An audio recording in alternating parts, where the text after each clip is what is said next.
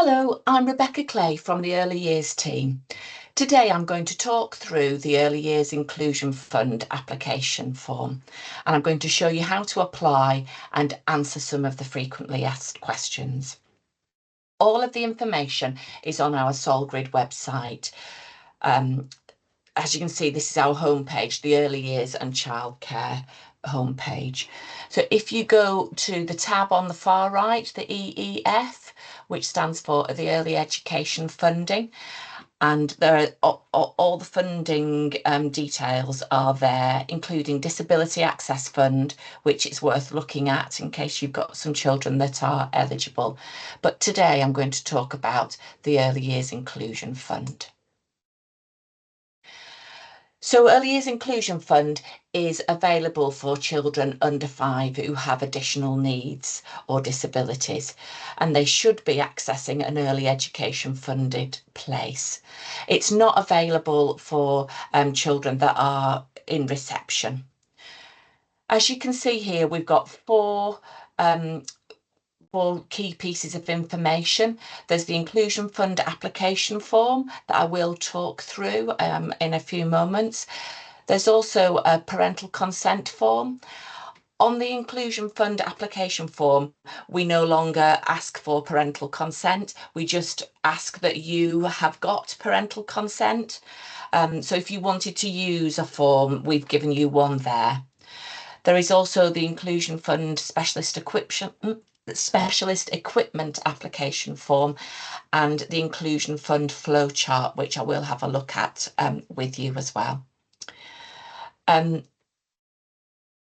When you apply for inclusion funding, the panel will require that you complete the Inclusion Fund application form, that you review any action plans. So for level 1, you must have 1 reviewed action plan, and for level 2, you must have 2 reviewed action plans, which would include targets linked to the child's needs and the outcomes from that additional support. If you're applying at Inclusion Fund Level 2, this must be agreed by a specialist from the Early Years team or from SIS. We ask that all applications are sent in electronically to this email address here. If you did send them by post, please could you email us as well so that we know to look out for the application so that the deadlines are not missed? Once you have early years inclusion funding, you don't need to reapply for it each term. It will remain with the child until they no longer need it or until they move on to a reception place at school. Where children move between nurseries, the funding will go with that child automatically. At the bottom here are the dates for the Inclusion Fund panel and the cut-off dates, and these are so 5 p.m. on each of these dates. So for example, the next one would be Monday the 2nd of February. You need to get your applications in by 5 p.m. on that day in order for the applications to be considered on the panel on Thursday the 12th of February. There are some useful documents right at the bottom, such as the Inclusion Fund report, which details what other people have spent their inclusion funding on. So it might be useful for you to have a look at some of these documents. There's also frequently asked questions there, and we find that a lot of people have very similar questions. So if I haven't answered them today, you might have a look at that. A selection of the applications go to panel for moderation. Please let us know if you would like to join the panel. If you contact Lisa Morris in the Early Years team or contact Early Years Inquiries, and you'd be most welcome to join the panel and look at applications. So if first we have a little look at the Inclusion Fund flowchart. This is a really useful overview of what you need to do. And I would really recommend that you look at this before you fill in the form, and also that you come back to it when you've filled in the form just to check you've done the right things and you've attached all the relevant information. So as you can see, there's a column there for level 1 and level 2 high needs funding. You must include the child's details. For both levels of funding, a child must be in a Solihull setting. For level 1 inclusion fund, a child must be 3 or 4 years old. Sometimes we get applications for a younger child, a 2-year-old, for level 1 funding, and that would be rejected. It's not available. Level 2 funding is available for those younger children where there is a high need, but that has to be supported by an external practitioner. So either the area SENCO from our early years team, or an inclusion support practitioner, or a member of the SIS team. Step 4 talks about the graduated approach, and on the form you would need to evidence a level of need, either appropriate to level 1 or level 2, which is a higher level of need to meet that requirement. If you want to read more about the graduated approach, there is a link there on the document.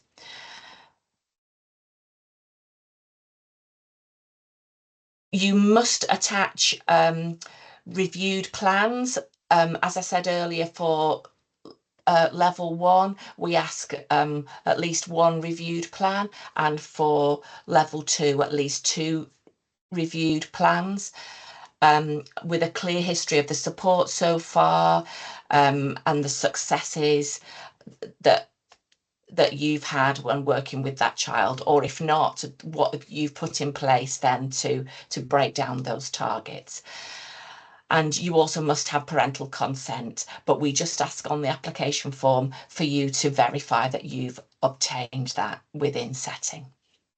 So that's a really useful flow chart there. If we go back to the main page, and then we'll look at the application form.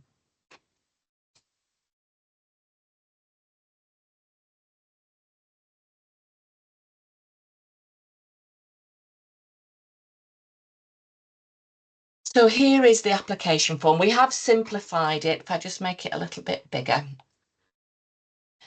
We have simplified it over time, and I would recommend that you always obtain one directly from the SolGrid website rather than saving a document in your files. If you download it each time, it means that you've always got the most up-to-date application form. So really simply, then, if we talk through, you must record the child's details: name of child, date of birth, the name of your setting, and the name of your SENCO. So that's the setting SENCO. If you're a childminder filling in the form, that's you as the SENCO in your setting. And then here, again, it gives a summary of the sort of funding that child is receiving. Early Years Inclusion Fund is only for children that are in receipt of early education funding. There are special circumstances where a child might not be receiving funding, but this has to be agreed by either your area SENCO or a 0 to 25 SEND practitioner. So seek some support if you have an exceptional case. The only other thing I want to mention in this section is about attendance. We don't need to know there if a child has had a lot of time off sick or parents have not been bringing them for a period. What that's about is you can't claim 30 hours of early years inclusion funding if a child is only actually attending 5 hours in setting. So if they are on a part-time timetable and not receiving their full entitlement, then you would need to record that there. There's no problem if it's part of their transition or induction and they're quickly building up the hours to their full entitlement. But if they're not accessing their full entitlement, please tell us in that attendance box.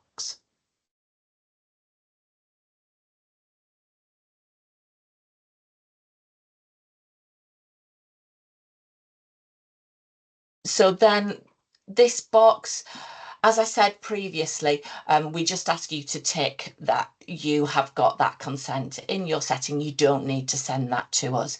And if you needed a consent form, we've provided one for you. And then tick which level of funding you're wanting to apply for. Again, just be careful. Sometimes people think, oh, I'd like to apply for level 2. Or I've got a 2-year-old and I want to apply for level 1. Just check that the child is eligible to those different levels of funding. Level 1 is only for 3 and 4-year-olds.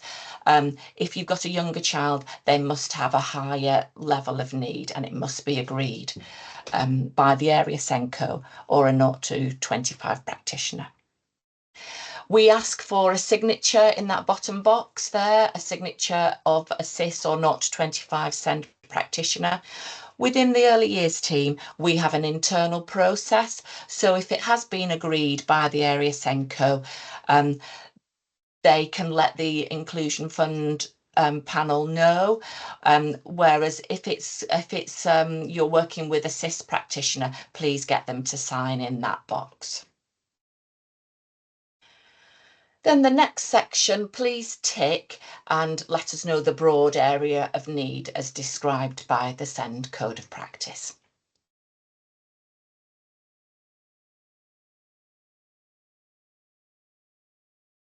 This section is all about your reviewed plans. Ideally, you will attach your reviewed plan, so 1 for level 1 and at least 2 for level 2. And it's on those plans that you would put about your assess, plan, do, review process.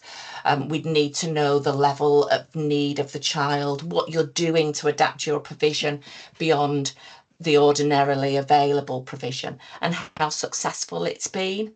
It's all evidence of the child's emerging level of SEND. So you've attached those. In that additional information box, you only need to put in there anything in addition to what's in your plans. You don't need to cut and paste from your plans into that section.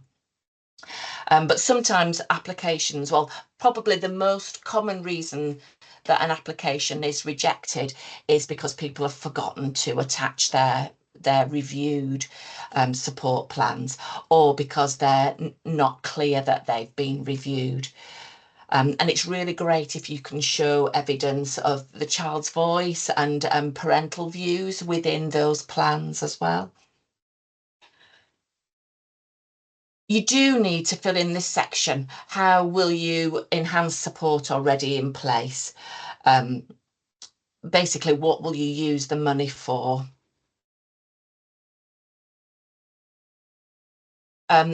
This needs to be what you're doing over and above. So it shouldn't be for your core offer like sand or Play-Doh or basic staffing, but it can be for additional adult time to do some Makaton training, for example, or to carry out some targeted Makaton activities with the child. Or it could be to buy some special resources that you wouldn't ordinarily have. For example, some things to develop objects of reference.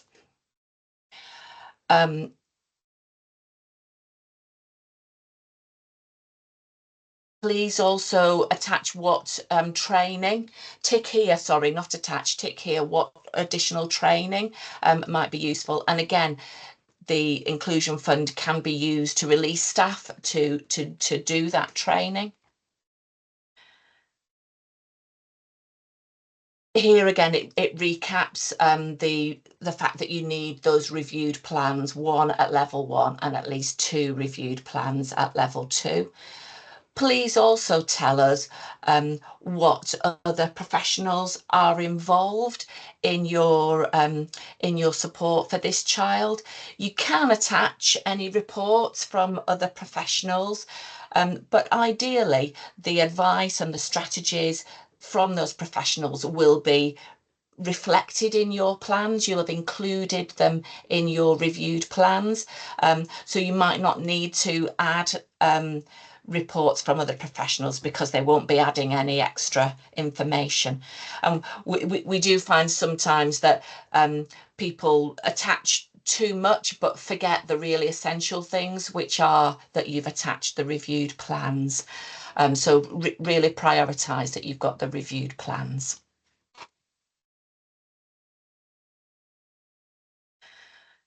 Then at the end of the form is another checklist. I would recommend you go back to the flowchart that we looked at right at the beginning, but do use this as well. Sometimes it's really useful to get a colleague to just sense check it. Have I attached all of the right things? Have I attached the right reviewed plans and not a blank one that we haven't done yet by mistake? So if I just read through those, you filled in all of the application form. You're confident that you've got internal consent. For level 2, you've got the approval of the area Senko or the 0 to 25 SEND practitioner. They are not strictly approving the funding. They are communicating that they agree that this child is at that higher level of need. And then you've attached your reviewed plans, which evidence your graduated approach. So thank you for listening, and I hope that's answered many of your questions. Do let us know if you've got some other questions that we haven't addressed, and we will add them to the frequently asked questions. It's also as well worth mentioning that if a child has been agreed for an EHCP needs assessment in Solihull and they're not already achieved, they haven't got early years inclusion fund, this will automatically be agreed as long as they've gone through stage 1 of the EHCP assessment process, because that shows that the EHCP panel have agreed that they have emerging SEND. Then when the full EHCP comes through, the funding would transfer and come through the EHCP fund. Thank you. I hope that's been useful, and please let us know if there's any other questions that we can answer for you.